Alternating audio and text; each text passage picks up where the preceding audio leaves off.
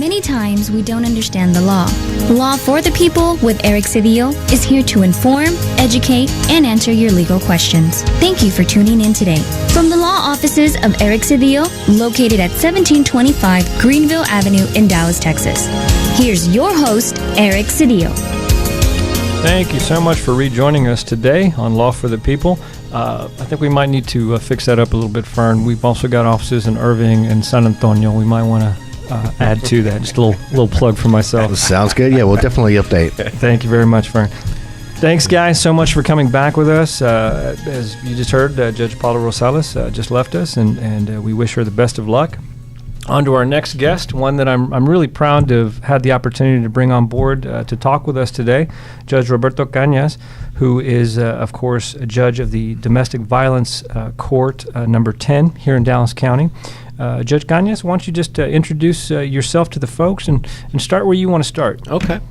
Well, thanks, Eric, for inviting me to be on the radio with you and your listeners, and the opportunity to talk about the important stuff we do in my court, and of course the election that's coming up. Yeah. But I'm like you said, I'm the judge of County Criminal Court number 10, and I handle only domestic violence cases. That's the only type of case that I handle, and I've been doing that now for about 12 years.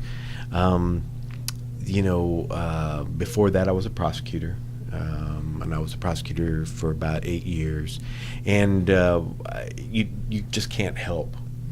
If you practice criminal law, you just can't help but encounter the issue of domestic violence, and so I got some experience with this issue as a prosecutor. I was also had volunteered in the community with some domestic violence organizations, and got some experience outside the courtroom with the issue as well. Right. And so that's kind of how my interest in the issue and becoming the judge of this court kind of started. Yeah. And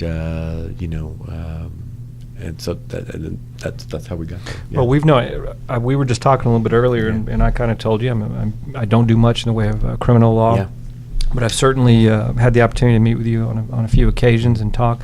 Some of the Know Your Rights presentations that were created by DHPA. I think a few years back we had an opportunity to sit on the same panels and other things. Mm-hmm. So I certainly know of you. And everybody I speak with invariably talk so highly of you.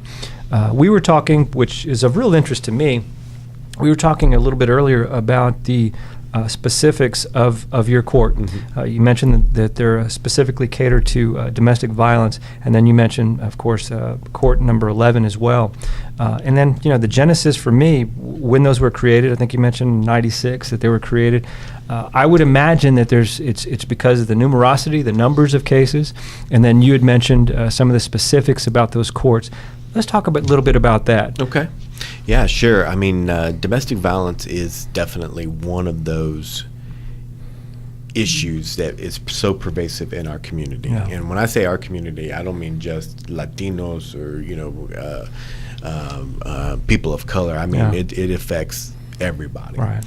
Statistics show that 1 in 4 women sometime in their life are going to experience violence in their intimate partner relationship. Wow.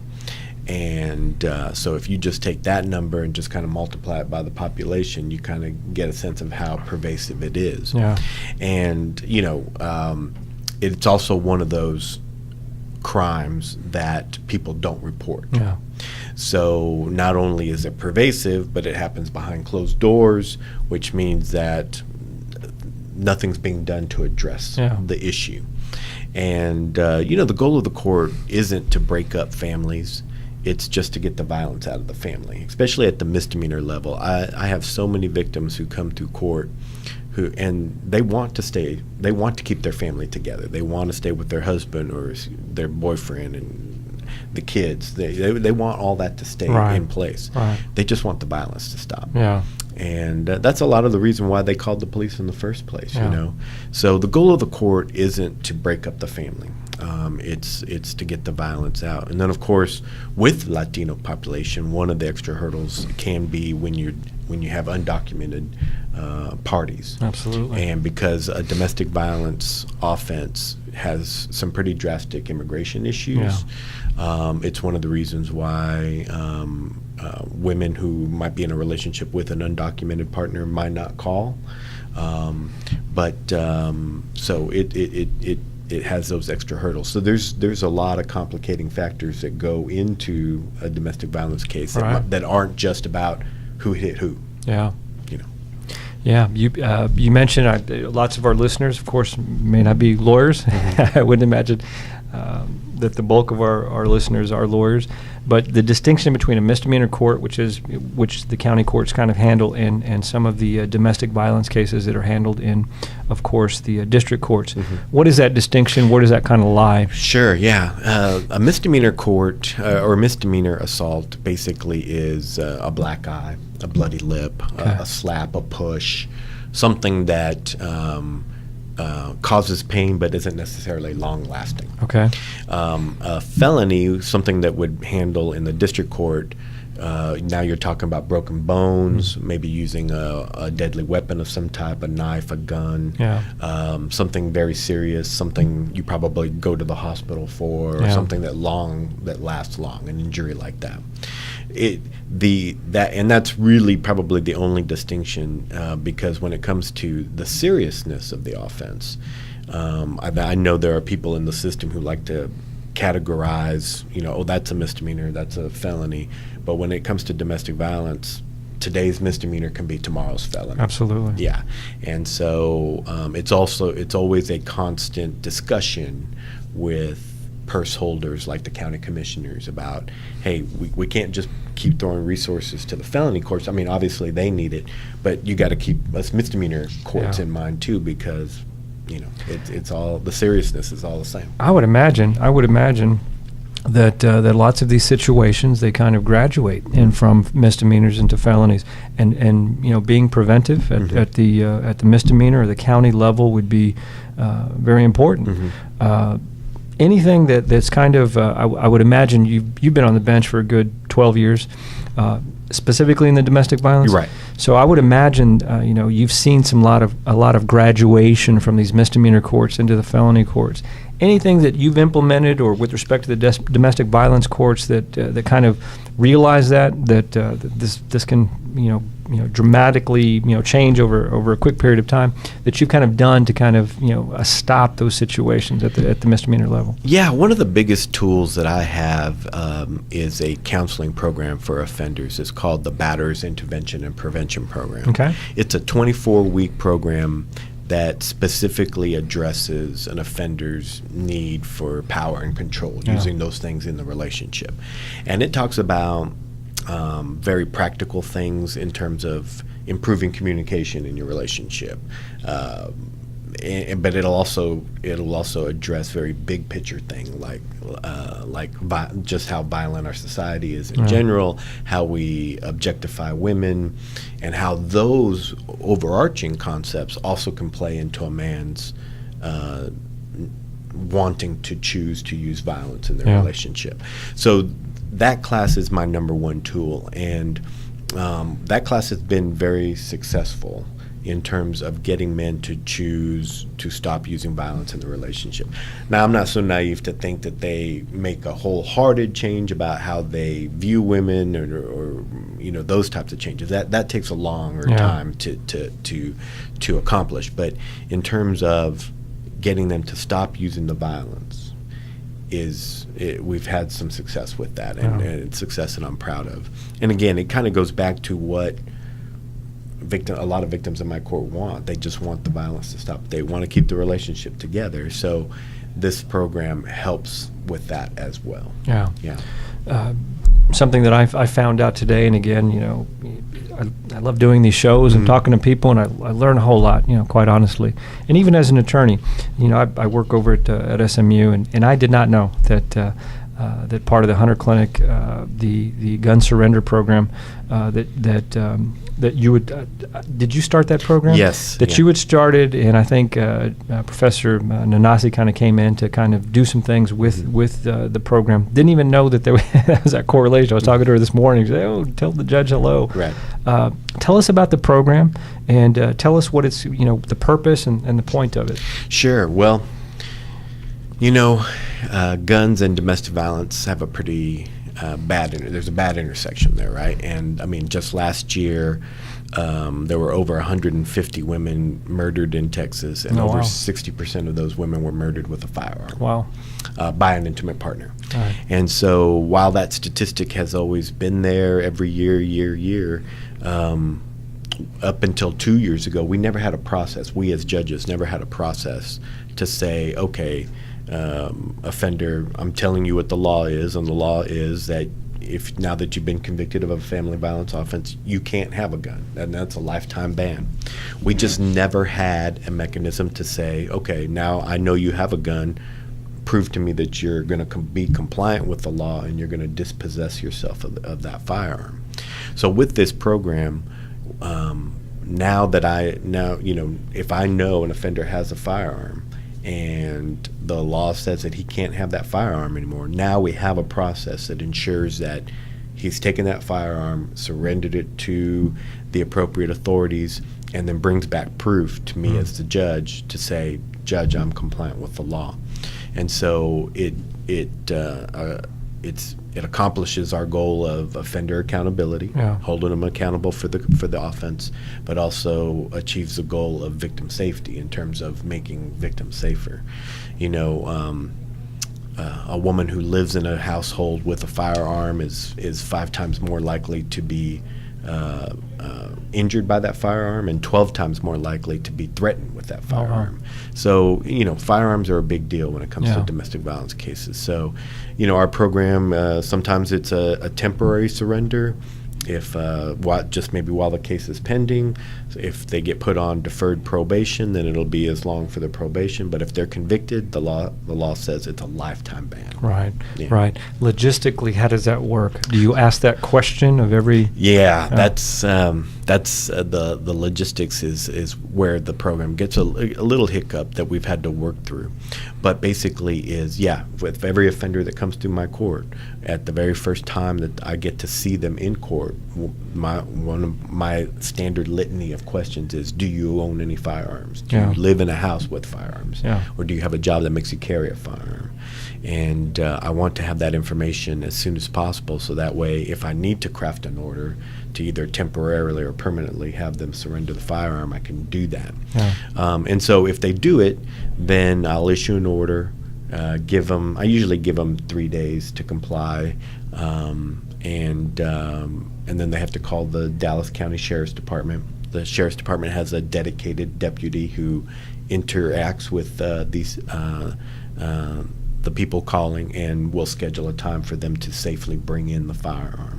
We didn't want to create a situation where people are just rolling up to the courthouse with guns on the back, because they're probably going to have a not pleasant encounter with the police there at the courthouse. So we try to make it safe for the police officer and the person surrendering their gun. You just have a number of, since you've been on the bench for so long, you got a number of programs I definitely want to get into and talk a little bit more at length. But before we do that, and kind of part and parcel of what the show's all about, kind of getting into who you are as a person. I just am a firm believer, and we have an opportunity to gain a lot as to what people, who they are and why, and all the other stuff that kind of comes with it. And just kind of get some background from you in terms of, how'd you become a lawyer? Where'd that all come from and start? Well, I grew up in El Paso, Texas. So I didn't grow up in Dallas, but we won't hold that against you. And I went to when I graduated from high school, I went to UT Austin for undergrad and for Texas Tech for law.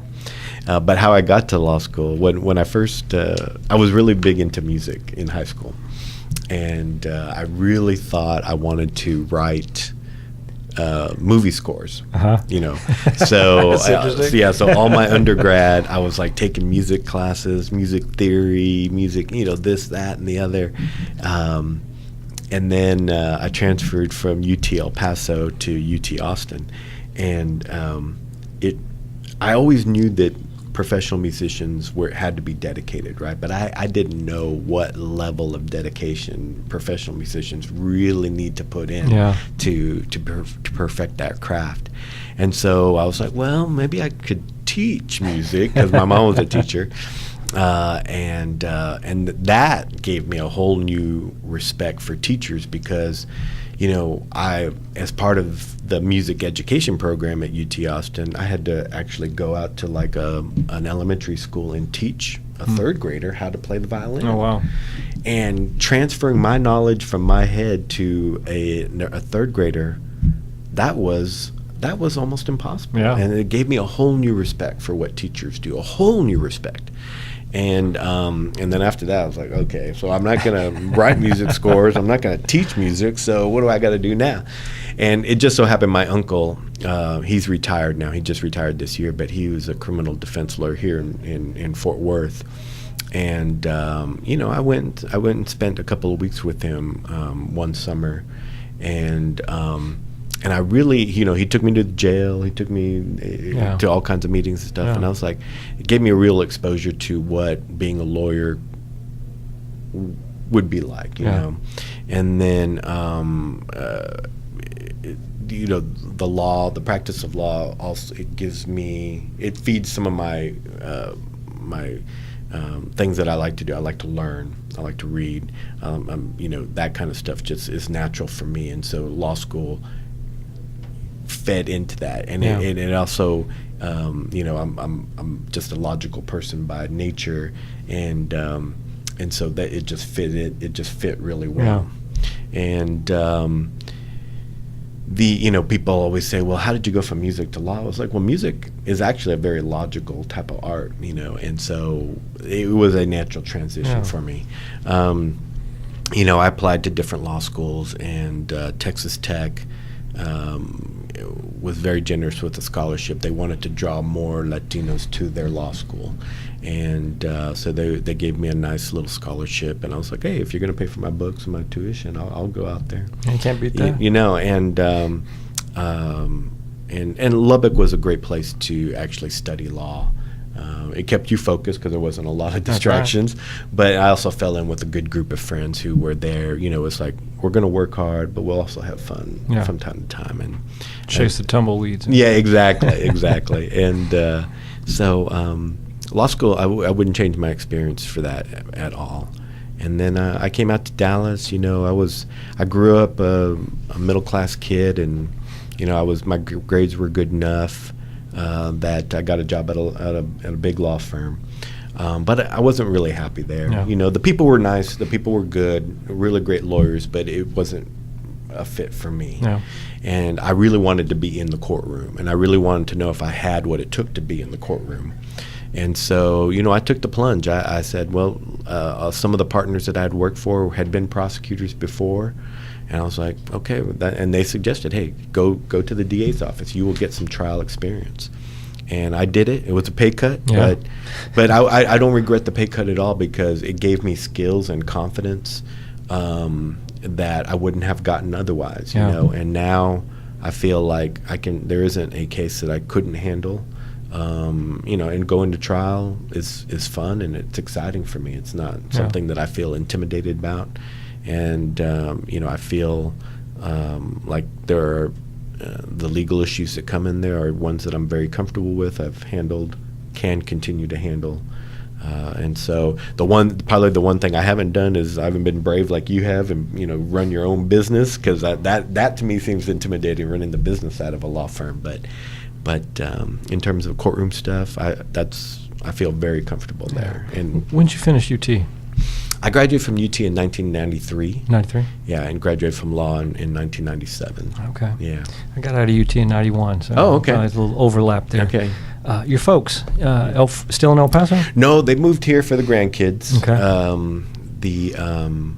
And they're still married, and they provided a very warm and safe home to grow up in. It's part of the reason why I probably am passionate about domestic violence, because I think every kid ought to have that, Yeah. right?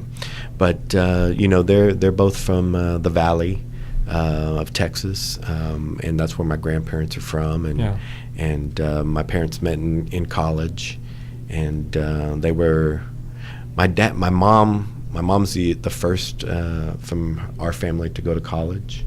And my dad was one of 3 of his brothers that went to college. Okay. I had grandparents who valued education, and they instilled it in their parents, and maybe in my parents, and they instilled it in me. And I'm a big history buff of my own family. I get on Ancestry.com and stuff, and I'm able to trace my family's lineage all the way back to the first people to come up from the interior of Mexico and stuff. So we've had a chance to talk about that. Done the same thing with yes, Ancestry. absolutely. It's very cool. It's a very wonderful website. It is. So, that's kind of it. In a What did they nutshell. do? What did your mom and dad do? My mom was a teacher, and she taught English she taught students whose first language was Spanish, because her first language was Spanish. So she taught them in the third grade, all the different subjects. My dad was an engineer in the military. That's how we ended up in El Paso, because of a big military base out there. And even when he got out of the military, he still did engineering work as a civilian contractor there in El Paso. And El Paso was a great place to grow up. It was the Mexican culture is very strong, obviously, there. And it was a great place to grow up. Brothers and sisters? I have one brother and 2 sisters. I'm the oldest of 4. Okay. And my brother, he's a physical therapist here in town, and my sister is a school counselor not too far from here. Oh, cool. And my sister teaches. She's a professor at Tech. Okay. Yeah, so she went to Lubbock and has decided to stay there. She really loves it. So most of you guys made it to Dallas. Good for you. Yeah. Well, there were a lot of El Pasoans here from or in Dallas. Yeah, and we love Dallas. I love Dallas. Raising my kids here. Yeah. It's I've lived here now longer than I did in El Paso. Yeah. I love Dallas. Dallas is hasn't always been the most friendly city. Kind of growing up, if you were here in the 70s and 80s, but of course it's home. Yeah. And a lot of the the folks here, of course, we're changing the face of Dallas. Yeah. In a lot of ways. You mentioned you have a couple of kiddos. Mm-hmm. Yeah. They go to public school, and they are. I had them late in life, right? So I never thought that having kiddos would have that impact on me, But it's true. They do change your life, and my robe doesn't mean anything at home. The kids could completely care less about all that. I tried to. Me and my wife, we tried to really give them as much of attention as we can. Not only are we building brains, but we're building good people. And I tried to talk to them about family history and let them have some idea early on where they've come from, and to get, when they're older, hopefully that information will help them guide them where they want to go and things like that. That's wonderful. Yeah. I've got the oldest is 28, my oldest is 28, and the youngest is 10. So we talk about it's always been there. Yeah, right. been there for a while. But okay, we're going to take a quick break, and we're going to get back. And when we come back, Judge, I'd really like to talk to you about some of the other things that you've done in your courtroom and why you're best suited to continue on this bench. Okay, so you guys rejoin us in about 2 minutes here for Law for the People. Law for the People with Eric Cedillo is here to inform, educate, and answer your legal questions. Thank you for tuning in today. From the law offices of Eric Cedillo, located at 1725 Greenville Avenue in Dallas, Texas. Here's your host, Eric Cedillo.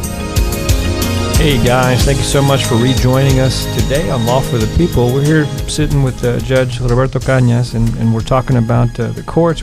He gave us a brief history of who he is, some real fascinating information about his background and other stuff. Wanted to get back to your court, Judge. And you've been on the bench, as you mentioned, for 12 years. This is a specialized court in the sense that it handles nothing but domestic violence cases. So just becoming an expert, I would imagine, over that period of time, having the exposure, developing the nuances of how the court is handled. I guess some might question, you mentioned that there was two courts, some might question the need for a specialized court like that, but tell us why it's important. You know, domestic violence has a lot of counterintuitive aspects to it. Something that if you don't have specialized training or some experience with it, some things could just blow by you, right? Yeah. So like here's a couple examples. So like when we're impaneling a jury, sometimes you'll get jurors who will say, well, why doesn't she just leave? You know, instead of maybe asking the question, well, why doesn't he just stop using violence? Right. You know, and so and then or examples like in a healthy relationship, you know, if a husband tells his wife, hey baby, you know, I couldn't live life without you. In a healthy relationship, that's a very romantic kind of notion, right? Yeah. But in a relationship with violence, yeah. if a husband says to his wife, I can't live without yeah. you, now it takes on a different, maybe even more sinister, yeah. dangerous kind of aspect. So without that kind of experience or specialized training to kind of look at some hidden red flags, you know, a lot of things could just blow by a judge or a court staff in a particular case. So having a court that specializes in domestic violence, something that you're just constantly doing, you build that experience, you get that specialized training, you can really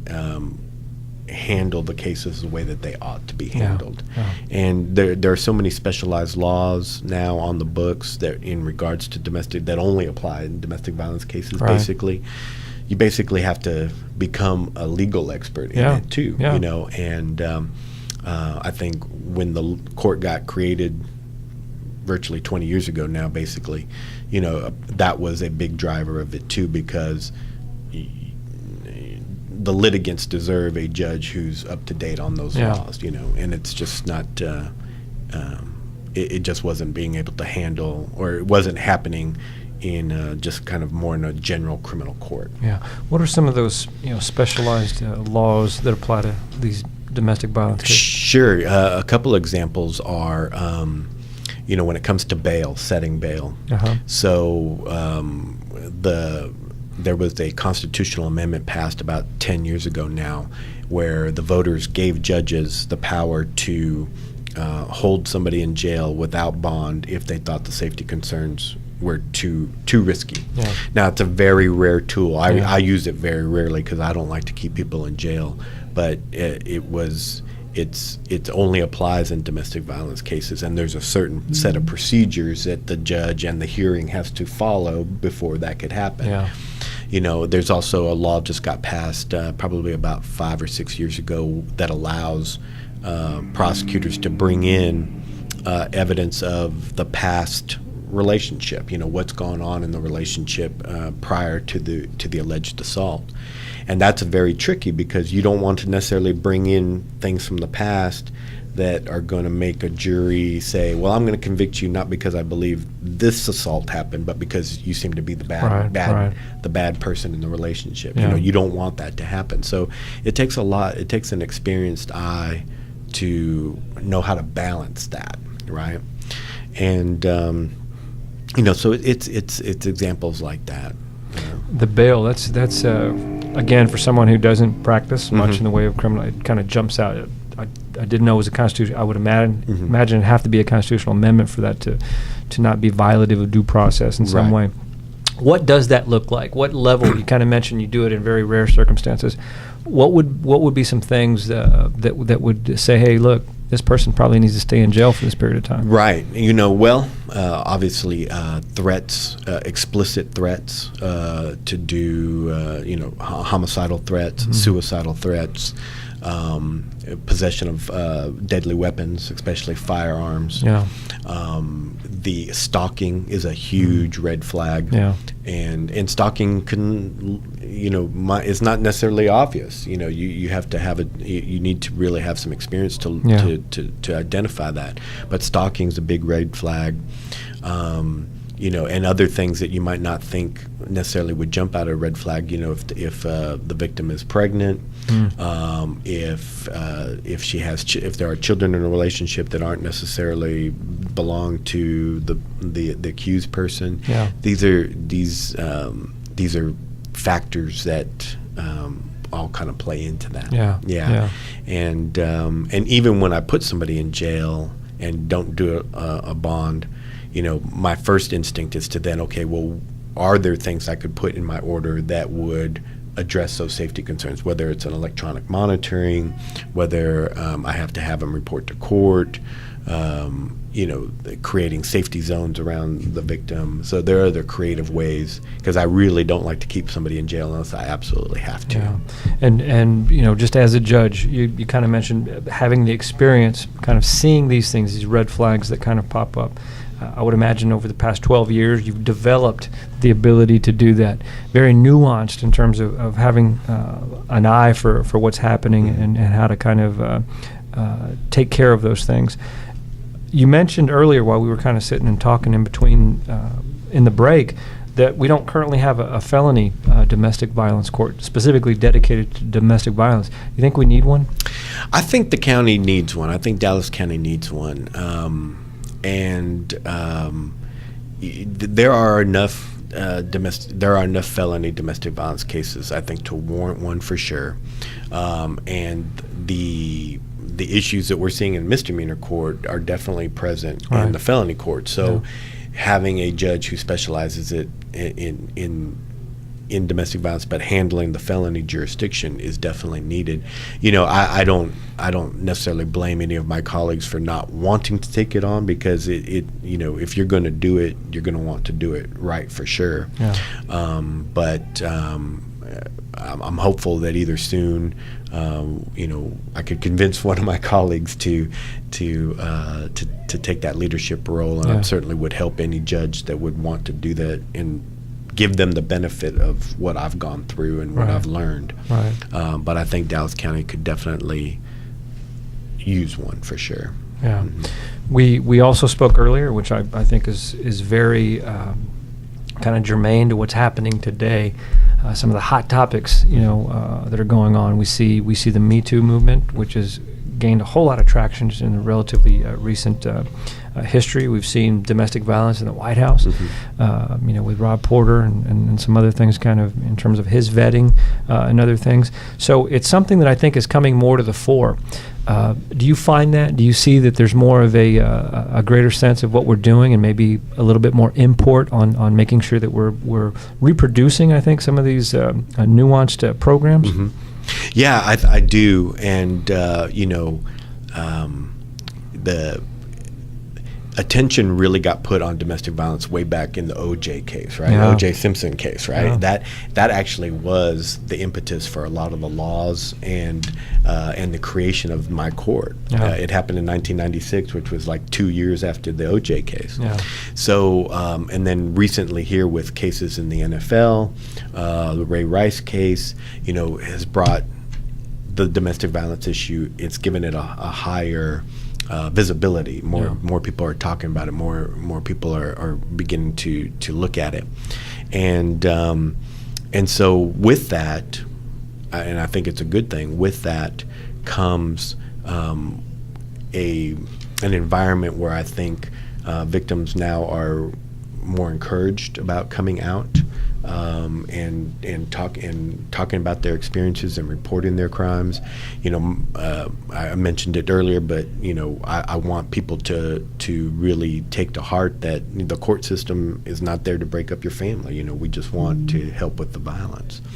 And the Rob Porter incident,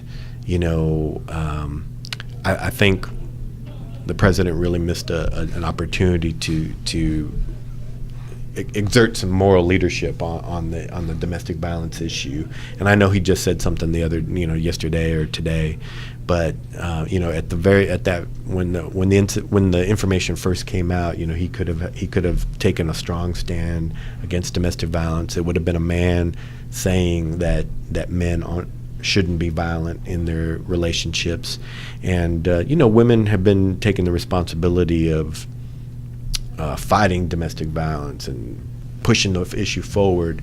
It is time for men to kind of take that torch and run with it. And not speaking for the judge, but solely speaking for myself, I think there's been a number of missed opportunities that our president is probably fearful of the hypocrisy that will kind of come in speaking against these things. Just at that level, and so many, and the gun violence. My goodness, where we are, the fact that you have a gun surrender program, specifically, that there's the potential for a threat. The need. Fern and I were talking a little bit earlier about why in the world are we allowing 19-year-old kid to access an AK-47 or an AK, whatever the semi-automatic weapon that he had was there. We need to really start looking at these things in a more specific way. We need to understand the lobbying efforts of course, the NRA and others.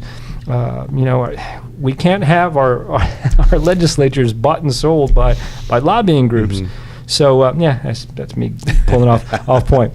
Let's get back to you, Judge. We've got a few more minutes, and I just really can't see that you're having to run for office at all in terms of what all of this, the specialized things that you've done, the programs that you've created over the past 12 years, just incredibly important, I think, to the citizenry of Dallas County. But tell us, you're having to run again. Mm-hmm. Tell us a little bit about the voting process, how it applies to you, what people need to do to come out and vote for you. Sure. Well, I think, just to take up your point there just for a minute, because okay. I really do try to use my position to exert some leadership, because why else would I be there, right? And if I can see gaps in the legal system where things are not working either for those who are accused or those who are victims, I feel like I have a responsibility to address those and to do it in a way that's fair and balanced, but also effective. And so that's why I have done those things that I've done, But judges are elected, and it's so we do go through the political process, and I'm totally obviously accepting of that. I actually like meeting new people and getting new experiences, and like talking about my accomplishments with the public, and just raising the awareness of domestic violence and how the court system can address it. But the election part is part of it, and I don't raise enough money to do polling or anything, but I feel pretty confident. But it's going to take people to be aware of judges and the impact that they can have, to be interested in those races, the voters being interested in those races, and do their own research on me or any other candidate. But when they do that, to go vote, use their power of vote to vote for judges. I tell people this all the time. You're going to be able to vote for the top of the ballot. You're going to Beto O'Rourke for U.S. Senator or your congressman or whoever, but make sure you go all the way down to the bottom of the ballot where my race will be at, because we need good people in all those positions. And a person's probably more likely to interact with someone on their local level, like a judge, a city council person, much more than they might with their U.S. senator or their president. These are primaries for what's happening with us. How does that affect you? Is the person running against you in the Democratic primary as well? Right. So I'm up in the Democratic primary, and my opponent is another Democrat. Okay. The winner of this primary will go on to the November election. Now there isn't a Republican in this race, so it's not going to end up being who's the best Democrat to go up against the Republican Party, but it's really a question of who's going to be the best person to continue on in this domestic violence bench. And I would encourage people to go do research on my opponent too. But I think if they did that and researched me, they'd come to the conclusion that another term, I could do some good things. Well, I have had the opportunity to do a little research on your background and your opponent's background, and just hands down, there is no doubt that you're the best person for this position, the best person, certainly running, but just the best person with your experience, your exposure to the court. So for what it's worth, my full support behind your efforts and staying on this bench. Very important bench, incredibly important for Dallas County.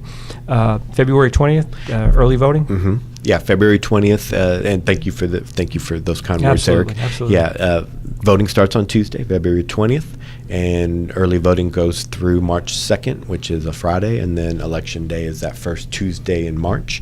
And, Texas, for all the things that we need to improve with our voting system, at least they give you 13 days to vote. So, you might get sick. You might have to go out of town for work or something. Something unexpected might come up. So don't wait till Election Day. I tell people that, too. Absolutely. Exercise your right to vote and do it early and make sure it gets done. Absolutely. Judge, thank you so much for coming on today. Thank you. Thank you to remember listeners. that. Incredibly important dates, February 20th, and then, of course, March 6th is Election Day. But vote early. It's important. Just like the judge said, you might be sick on the 6th. So let's make that happen, guys. Thank you so much for joining us. To our wonderful guest, Judge Paula Rosales, and, of course, Judge Roberto Canas. We want to thank you guys for coming on. Thank you for joining us on Law for the People. We will be back again. It's election time, so we'll be back again next week. The law offices of Eric Cedillo, a professional corporation, a firm that handles legal matters in personal injury, auto and truck accidents, wrongful death, on-the-job injuries, criminal felony and misdemeanor, family law, divorce, and child custody. The law offices of Eric Cedillo, located at 1725 Greenville Avenue in Dallas, at 214-740-1628. That's 214-740-1628. Find them on the web at cedillolaw.com. That's cedillolaw.com.